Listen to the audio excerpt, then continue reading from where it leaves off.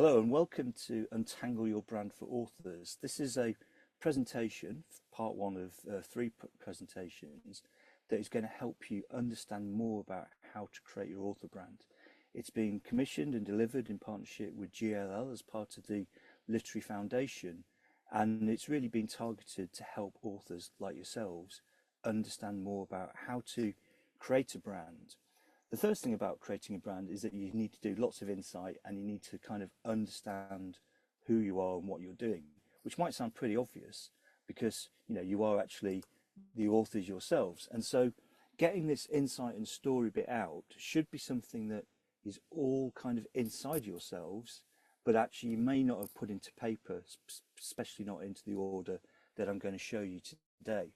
So first thing to let you know is that there's a whole bunch of worksheets that go along with this that you can download from the portal, and it gives you some of the background, some of the concepts I'm going to talk about, but also very specifically the activities that you can do. Now you've noticed that I've highlighted 3 in pink. They're partly because everything's really important, so yes, please do everything, but the ones in pink are ones that might take a bit longer, but also it's probably a space for which you can then pause and then move on, have a cup of tea, have a lie down, and actually go off and do something else, and then come back to it. I mean, with these sort of projects, just going through it fast in one go is not going to really serve you that well. So it is kind of broken up into little sections that will help you navigate that, and I'll remember when to sort of say, now's a good time to pause. But there's quite a lot to get through. So first off is, what is a brand? That is probably the number one question that people sort of ask. And with all these sort of things, there's not necessarily a right or wrong answer, but there is a different way of explaining what a brand is. So my background is in corporate identity, corporate branding, and a lot of consumer stuff. And when we talk about brands, what we're talking about is creating an emotional connection with the audience, so that the person who's buying it, the customer, has made that decision, and they have that belief that what they have bought is the thing that they want the most. And it's sort of creating that emotional connection, which is really, really important. And that's exactly the same for an author brand. If you're trying to kind of persuade customers and readers to actually choose your book over someone else, then actually creating that emotional connection is very important. And I guess for me, again, when we sort of think about, brands from a corporate point of view, we sort of say to people, where do you start? You just start, you have your idea, you get a logo, and you put it onto a website. And I always say to people, you need to get going with these projects. You can't hold back. You've got to actually get out there. You've got to put something into the universe and ensure that people kind of experience what you're doing. And I think that there's a similar thing with author brands, in that you can't wait until you've kind of created your opus maximus. You've got to be able to start putting yourself out there. The thing though is, once you've actually got yourself out there, there's a lot more that you really need to consider. So I break this down into different stages. The first stage being, the insights, and making sure that whatever you create is relevant to who you'll want it to be for. The next is the story, which is actually about making it unique. Now, as authors, thinking about stories is obviously a really important part. I break it down slightly differently, which I'll talk about as well. And then once you've got the story right and made it more unique, you can start thinking about the engagement, how to make it more memorable.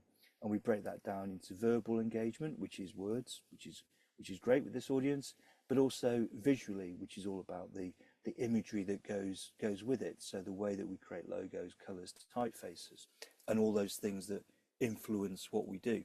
So that's how I break it down. And I think there's lots of parallels between authors and corporate brands that we can learn from. To help me organize everything, I got a brand model called the Brand Doughnut, which helps me orientate and think about some of the key things that you will need to think about as you develop your author brand. The first part being the vision, where you want to be in the future. Position, all about thinking about the audience and the competition. The offer, which obviously the offer is the stories that you've got out there. The values, the things that are very personal to you, that you believe in.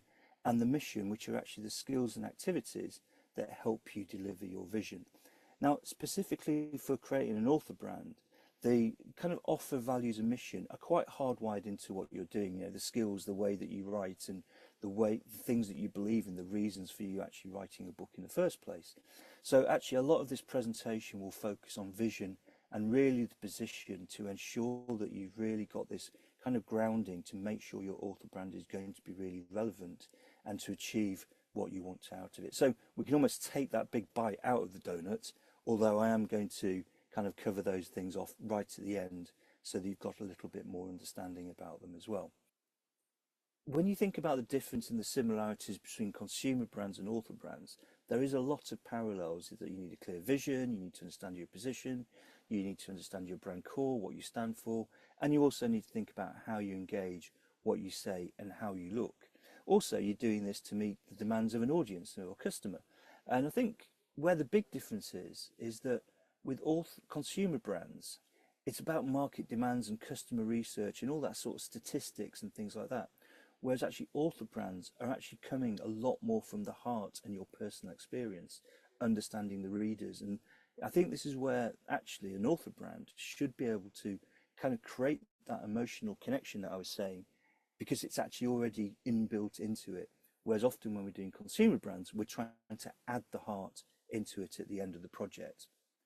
So the first task then is, 1.1, who is your favorite author? And I'm just going to ask you this so that you kind of get into thinking about authors and authors that you might like. So you'll see a task sheet and I'm going to go through it, but if you just try this task first, and this is really just to have a bit of fun. So think about your favorite author. Now I've chosen Roger Hargreaves, and don't worry about whether the author has a logo. Roger Hargreaves does, because he's got a very sort of personable way, but just drop in a picture of the author, write their name down, whoever it is. It doesn't need to be a children's author. I've chosen a children's author. Then think about their series or book.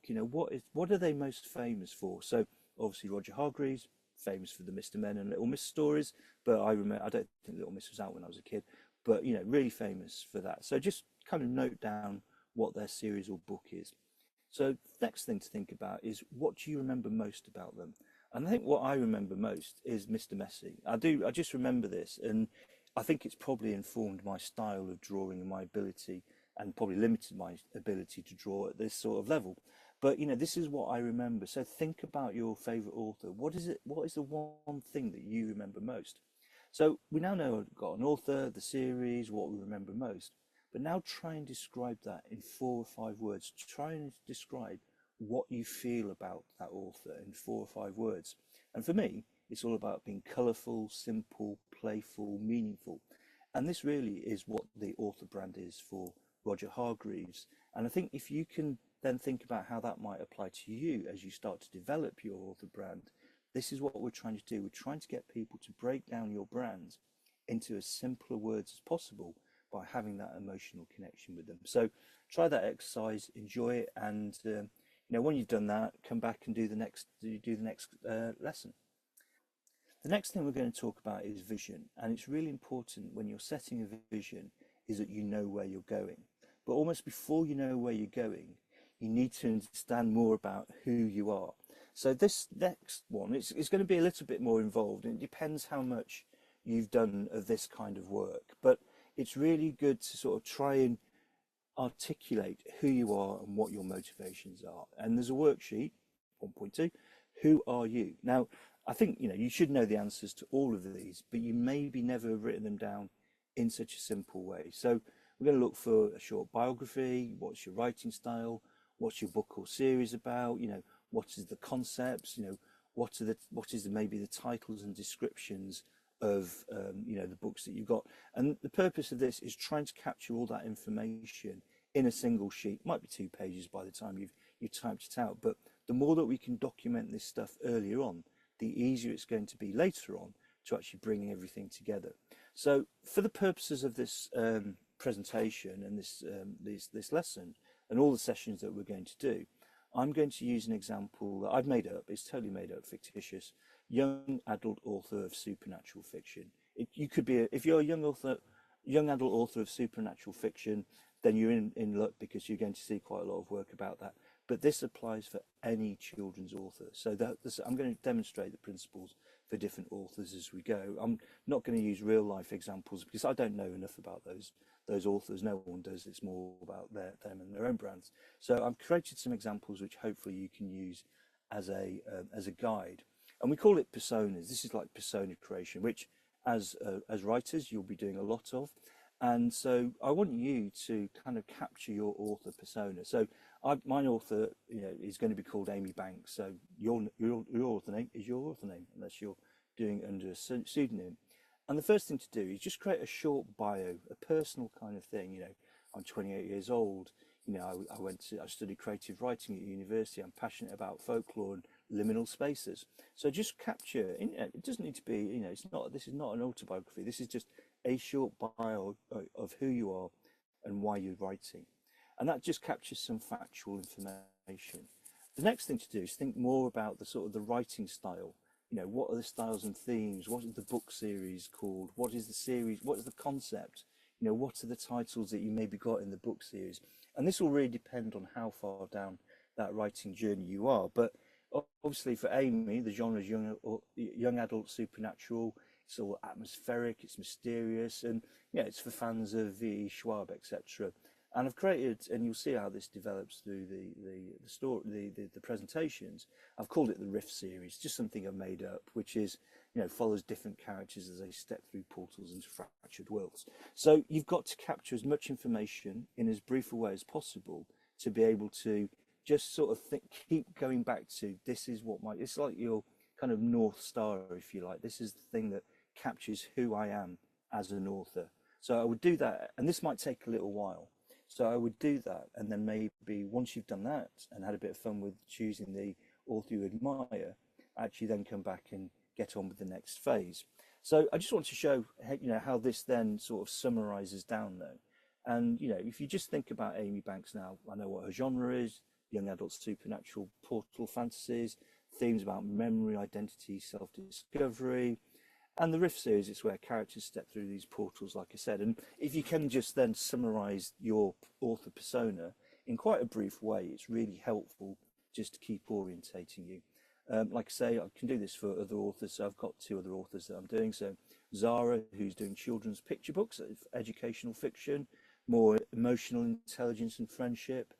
And she's talking about I've created this series for her, the Big Feelings Club.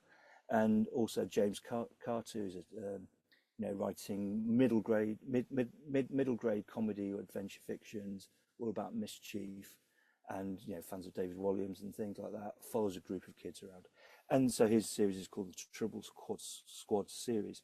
But if you can sort of summarize your author persona in just do the detail bit and then actually come to do the summary bit, it will really help you staying focused as you start to develop your brand. So that's the thing about personas. Have fun doing that and creating your own persona, which should be true to life of who you are. So hopefully you have all the information about that. The next thing to then think about is back to the vision. So we know who we are, and now we need to think about, what is our ultimate goal as an author? And when you think about vision, there's a couple of things that, right, so what you need to think about this is like a slightly annoying child asking questions. And normally when you start to think about a vision, where will you be in 5 years as an author? What is your goal and aspiration as an author in 5 years? And they become quite typical things like get published and all that sort of stuff. But, you need to get deeper into this. Why does that really, really matter? Why does being published really matter? And, the deeper you can go into why your vision really, really matters, the clearer it's going to be to actually help you kind of keep focused as you're generating your content and also creating your author brand. And so the real definition for a vision, it's got to be ambitious, yes, achievable, inspiring without being unrealistic, and provide clear direction whilst allowing room for creativity and growth. And I'm going to show you an example of what I mean by this. There's a worksheet. So, it's got in there, think about where you're going to be in 5 years. Why does it matter? Keep asking those questions.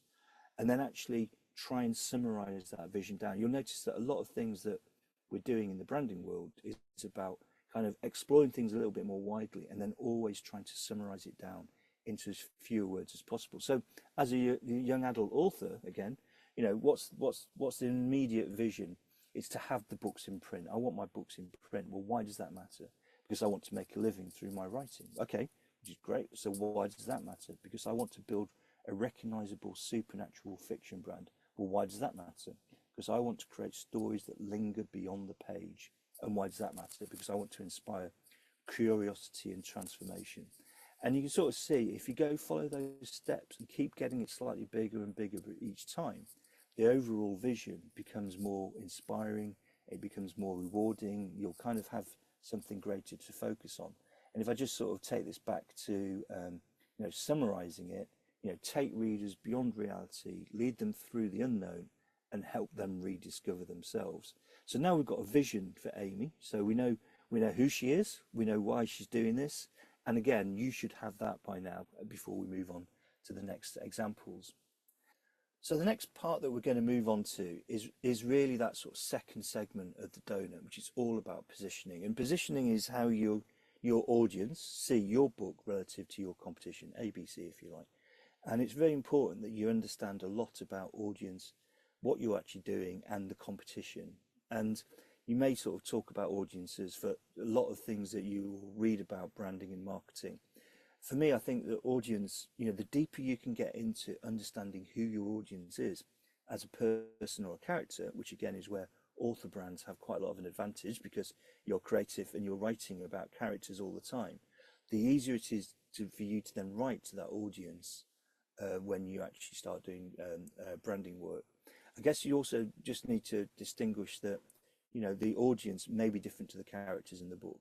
And that's probably something just to bear in mind, is that you've got to create this audience persona as well as actually have your characters that you're writing about, which is slightly different. So when you think about the audience, there's a few things that we're going to focus on here. So, you know, who are they? You know, just, you know, it could be anyone, but it's always better to try and focus on one specific audience. The more you can nail that down into a single individual, the stronger your work is going to be and the more it's going to resonate. So I'm going to ask all these questions, you know, what are they thinking about? You know, probably thinking about, how do I deal with the struggles that I have? And I've broken this down into a few typical things from a brand point of view we really think about when we're talking about audience. So what are the struggles? You know, what is the reason to read the book? You know, why should they bother with your book as opposed to someone else's? Really important in branding. How will it make them feel when they've actually read the book? You know, what is that emotional part of it? And actually, another thing that's quite important when you're thinking about, you know, your audience is actually who influences the choices. So, you know, quite often in branding, you know, the person that the product is aimed at isn't the person that might make the decision about buying that. And that's the same with author brands as well, is that there's people influencing the choices of everyone around us. So there's a worksheet that goes with this. And again, this is something that I would suggest taking quite a lot of time on. And I'm going to show you an example, but thinking about, you know, a short bio of who that character is. Who is that audience character?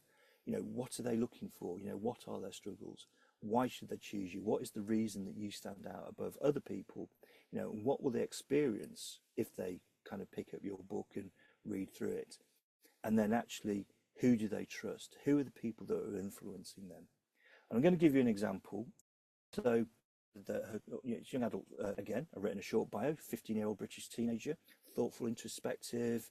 She lives in a quiet town, doesn't always fit in, you know, that sort of character. Seek out books that feel like hidden secrets. And I guess the more you can build in the story behind who Olivia is, the audience, the more you're going to find it easier to then create content and create a brand that's going to resonate with her. So they're the personal things about Olivia, the audience, but then the motivations behind choosing the brand, the struggles, she's looking for a story that challenges her perspectives. Why should they read you? What's the reason behind it? Because you're combining this supernatural mystery with emotional depth. You know, what will they enjoy? What are their feelings? They'll feel intrigued, unsettled, deeply reflective. But also, who do they listen to? Well, she listens to her best mate. You know, she's got a friend called Sophie, whoever that might be. And again, the more richness that you can build into this kind of audience persona, the easier you're going to find it to create a brand that fits, which is why it's really important to spend some time nailing this down, thinking about their struggles, thinking about the reasons to choose you, thinking how they're going to feel, and thinking about who they're going to influence. And again, you can summarize this down into here's the struggle. So Olivia's struggle, searching for identity and meaning, feeling out of place. So the reason she's going to choose Amy Banks is because she's supernatural mysteries that challenge her perspectives. She connects with that. How's she going to feel when she's read it? She's going to feel intrigued, curious, and reflective. But who does she listen to? She listens to her best friend Sophie, who shares her curiosity. And so that's how she's got introduced to that. So it's just a very simple way: struggle, reason, feeling, influence, to actually start to build who your persona is. Again, we can do this for the other authors. So Zara's got this, given a character called Matteo, who's struggling with feelings because he's finding them hard to understand. He's a bit younger. You know, he's interested in stories that make emotions feel normal. He's going to feel comforted, but he listens to his caring and supportive teacher, Mr. Varma. Everyone's going to be different. And I think that's what I would encourage you to make sure that you make your kind of audience persona really unique to you. Jake likes to get in trouble, so he likes fast-paced adventures. How does he want to feel? He wants to feel energized and entertained. And he's going to listen to his mum, Sarah, who wants him to find joy in reading. So there's different people who are going to influence, there's different reasons, different motivations. And the more that you can identify these feelings and motivations, the easier you're going to find it to create a brand to suit these people. So the next part, we've done the audience, the B is the book. And I think it's quite important to think about your book and why you're writing. We did some of this in the bio stuff up front, which is why we did that. So refer to those notes. But what is it about you that makes you unique? And there's a couple of things to think about. You know, why me? What personal experience, interest, or values make you the right person to write this story? You know, answering these questions is really going to help. You know, why now? Why is this important today? You know, what makes it relevant? And also, why mine? You know, why should someone choose your book, you know, as opposed to someone else's? And the more you can actually answer these questions about your book, again, we'll summarize it, the easier it will be to think about creating a brand for that. So there's a worksheet called Your Book, which is going to go through the things: why you, why now, why yours, and why readers will care about my book. And I'm going to show you how this would work for Amy. So Amy's book, you know, why me? I've always been drawn to stories that blur reality into the unknown. So why are you doing this now? People are questioning who they are more than ever. You know, why mine? I blend eerie atmospheric story into them. My books aren't just about mystery, they leave readers questioning. So really try and answer those questions in relation to you. You know, why me, why now, and why mine? And this will help you understand what makes your book more unique than someone else's. And then you could summarize why readers should care. So readers should care, or readers will care about my book, because my own experiences with change and fading memories shape how I explore identity and the unknown. So you've got quite a personal kind of belief there around why people should choose your book. And this is really important, again, when you start building a brand, that actually you've got some of your personal side into that brand. Again, the other authors, you know, I understand how big feelings can feel overwhelming. James Carter, I know how much fun there is in chaos. And I think, again, finding that reason that people will care about your book is what we're aiming for, and trying to write it in about 20 to 30 words. The shorter we can get this, the easier it's going to be to use later on. We don't want to be referring to, lots and lots of words, because it'll get quite overwhelming. So that's the second part of positioning, which is all about the book. And the next part of positioning is all about the competition. So how would you stand out? And it's a similar sort of process. We're going to think about, the big questions. So I would start by looking at similar authors in your genre. And it's sort of, it's almost, we call it like a direct competitor. So who else is doing very similar things to you? What are they better at? What are they not as good at? What is unique about what they do? Ask yourself these questions. I would then look at maybe someone who's really famous in your genre, someone who maybe a little bit more aspiring, well, I wish I did things like this, just sort of think about it in a more aspirational. I mean, you may never think you're going to be competing with them, but you can learn a lot from other people, looking at other people. It's not about copying, it's about learning what other people are doing. I would also look outside of your genre, and who do you admire, who's doing other things, because again, looking at things that are outside of our genre is a really helpful thing. So what inspires you, why do you love these people? And by answering these sort of questions, you'll get a really good sense of how you're standing out from your competition. And that's what we're trying to get from this. So again, I'm going to show you with Amy's answers and how I summarize that. So for Amy, it's all about her sort of similar authors. I've just been looking on Instagram really that. So what do they do better? They create fast-paced plots. Where do I have an edge? I delve more deeply. So she's sort of understanding kind of how she's kind of different from this other author, Amanda Hocking, I've chosen.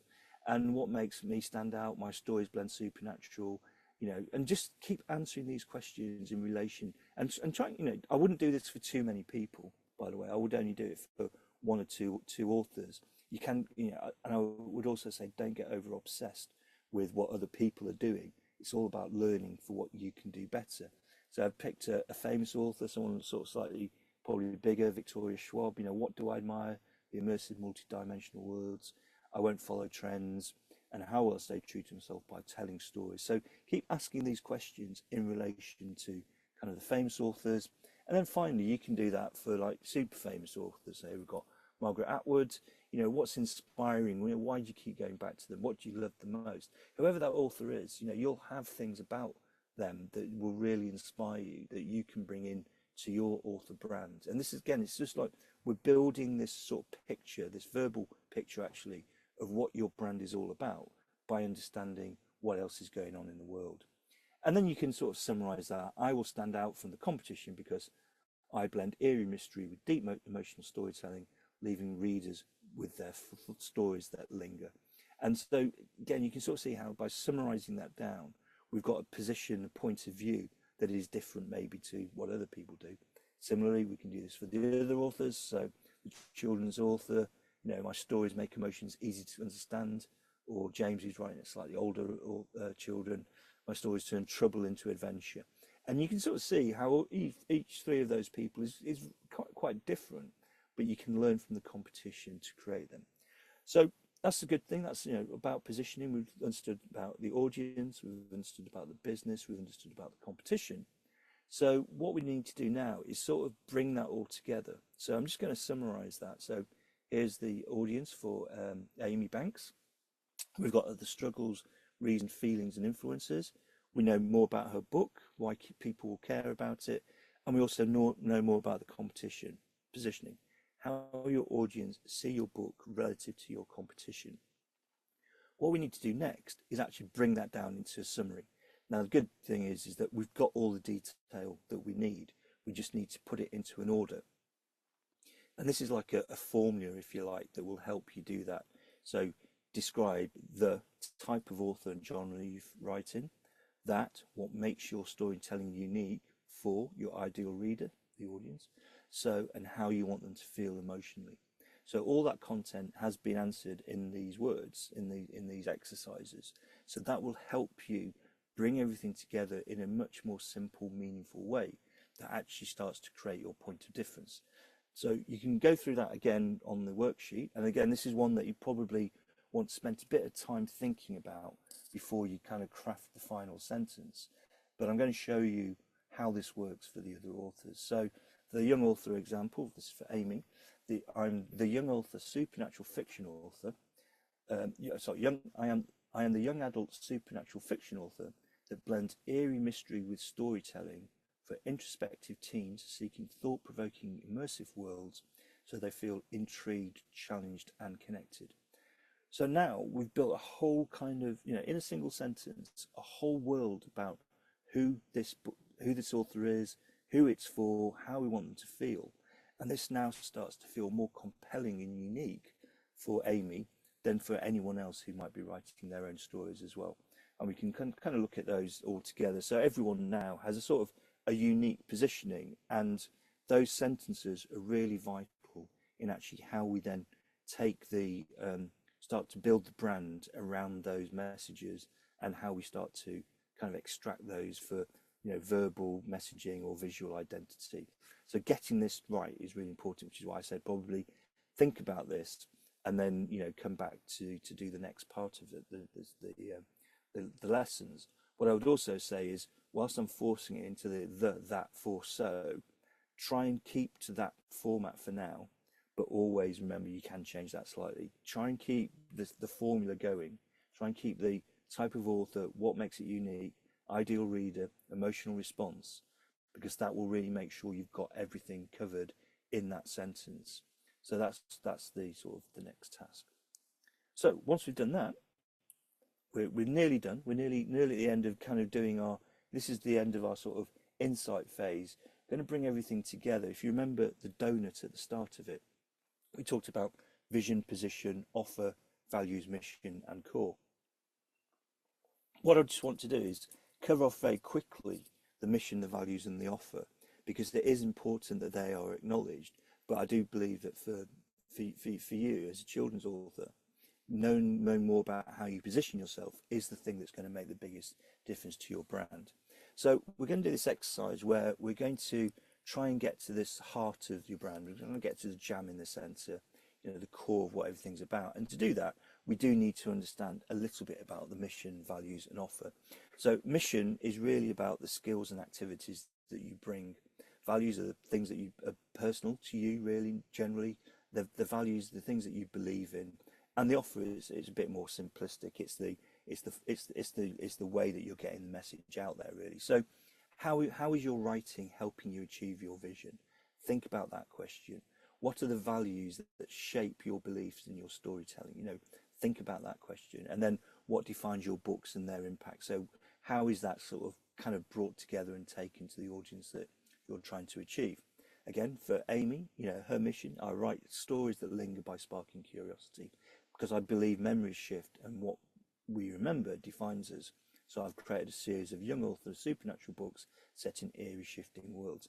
And you see now that we're kind of just fleshing that out a little bit, so that we've got a little bit more about the skills and the beliefs into this story.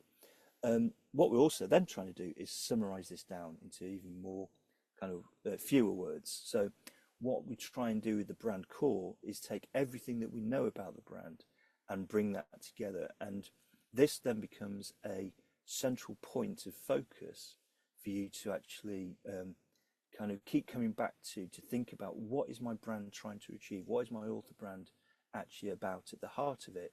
And for Amy, it's all about uncovering truth through the unknown. So we've got this sort of central core idea that becomes the focal point for everything that we're doing. Now we can do this for all the authors, so have this central idea that actually really helps kind of glue everything together. What's a really good thing though to do, now that we've got all this content, is actually to summarize it. It keeps I can't repeat this enough, is by summarizing everything that we've got, you will actually understand a lot more and you'll be able to see it much more clearly. So I tend to try and do this on one page, something about the vision, the position, offer, values, and mission. And this is the sort of version for Amy. So, got a vision, take readers beyond reality. We've got a position, the author that blends eerie mystery with storytelling. We've got the offer, the supernatural books that kind of talk about shifting worlds with identity. I've fleshed out some values: memories shift, questions matter, connections last. How we're going to get this out there, make it linger through kind of being layered with our storytelling by distorting, blurring reality and revealing things. So we've got this whole kind of summary of what Amy's brand is all about, and we've got a brand core all about uncovering truth through the unknown. That's the sort of the glue at the central. So now that we've got all this information about Amy, we know about her genres, we know about her series, we know about her audience, Olivia, her influencer, Sophie, we know about Olivia's struggles, we've got a positioning, the, that's, for, so, and we've got this core idea. This is really kind of creating the framework for which we can now start to build a brand.